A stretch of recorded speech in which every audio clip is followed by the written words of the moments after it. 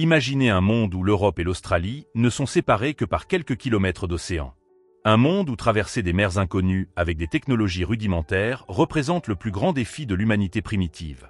Cette réalité existait il y a des dizaines de milliers d'années, et elle cache l'une des énigmes archéologiques les plus fascinantes de notre époque. Pendant des décennies, les scientifiques ont affirmé que les premiers humains avaient atteint l'Australie il y a 65 000 ans.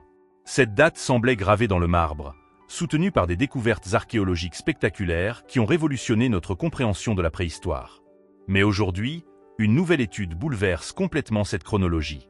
Et cette fois, ce ne sont pas des outils de pierre ou des peintures rupestres qui remettent tout en question, mais notre propre ADN.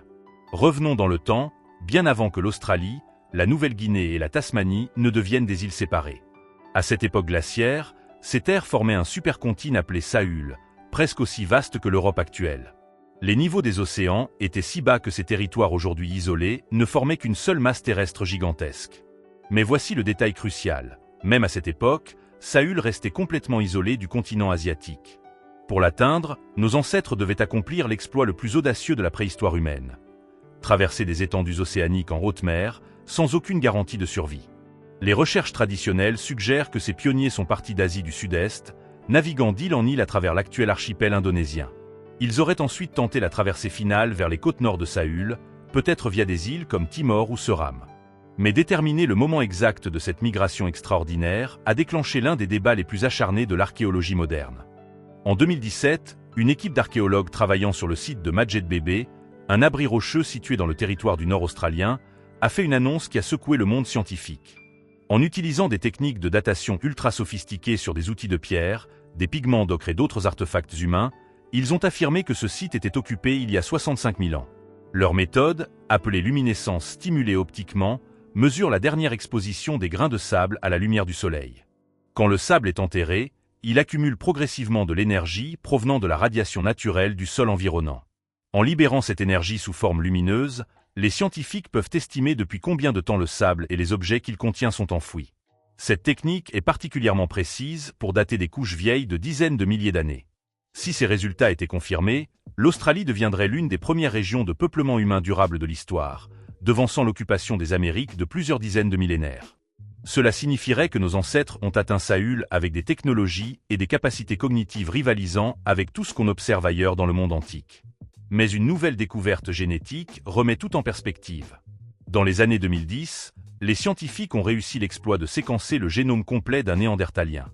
Cette prouesse a révélé que tous les humains vivant aujourd'hui en dehors de l'Afrique portent environ 2% d'ADN néandertalien, hérité d'anciens croisements entre nos espèces. Des études récentes précisent que ces rencontres se sont produites dans une région d'Eurasie, quelque part entre 50 000 et 43 500 ans. Contrairement à ce qu'on pensait auparavant, ces croisements ne se sont pas produits plusieurs fois dans différentes régions, mais ont eu lieu dans une fenêtre temporelle relativement étroite. Probablement quand les humains modernes ont rencontré les Néandertaliens en traversant le Moyen-Orient vers l'Europe et l'Asie. Voici où l'intrigue s'épaissit. Les aborigènes australiens, comme toutes les populations non africaines, portent également cette signature génétique néandertalienne.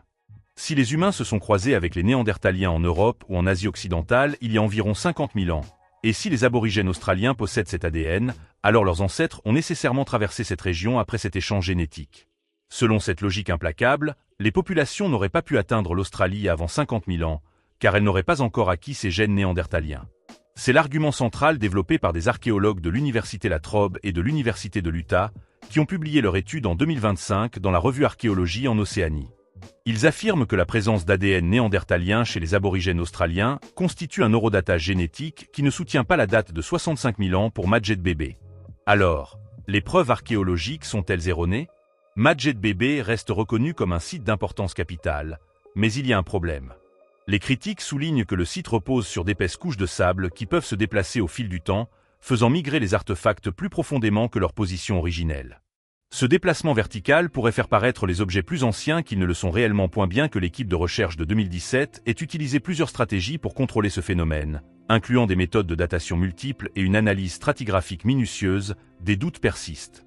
Même certains archéologues qui soutiennent l'importance du site reconnaissent qu'il constitue une anomalie, significativement plus ancien que tout autre site australien. La nouvelle étude suggère que même si Madjet Bébé était véritablement occupé il y a 65 000 ans, ses premiers habitants n'ont peut-être pas contribué génétiquement aux aborigènes australiens modernes.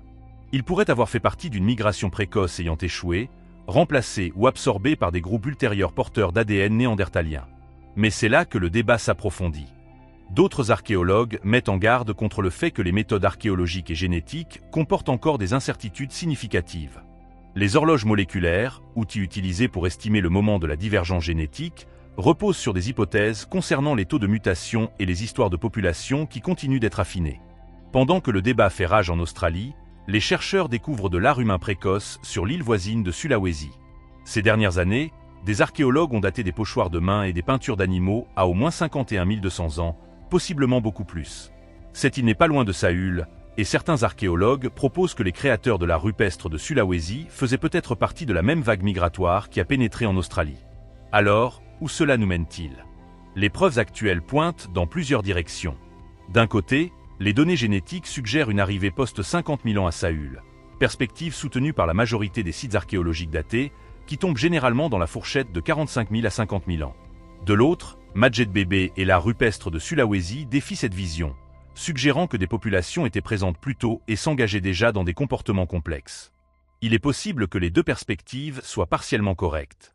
Peut-être y a-t-il eu plusieurs vagues de migration vers Saül, certaines précoces, petites et finalement infructueuses, d'autres tardives, plus importantes et génétiquement dominantes.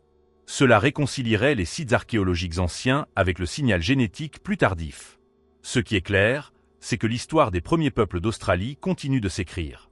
Dans les années à venir, de nouvelles découvertes émergeront. De nouveaux sites en Sulawesi, Nouvelle-Guinée ou Nord-Ouest australien pourraient révéler des dates encore plus anciennes. Des modèles ADN améliorés pourraient mieux tracer le moment du mélange néandertalien. Pour l'instant, nous demeurons dans un moment de tension scientifique fascinante entre la pierre et le gène, entre archéologie et génétique, entre les traces laissées dans les abris rocheux et celles portées dans notre sang. Mais il y a un fait qu'aucune théorie ne peut contester. Saül n'était pas une impasse. Ses habitants ont prospéré, se sont adaptés et ont créé certaines des cultures continues les plus anciennes de la Terre, cultures qui perdurent aujourd'hui à travers les aborigènes australiens.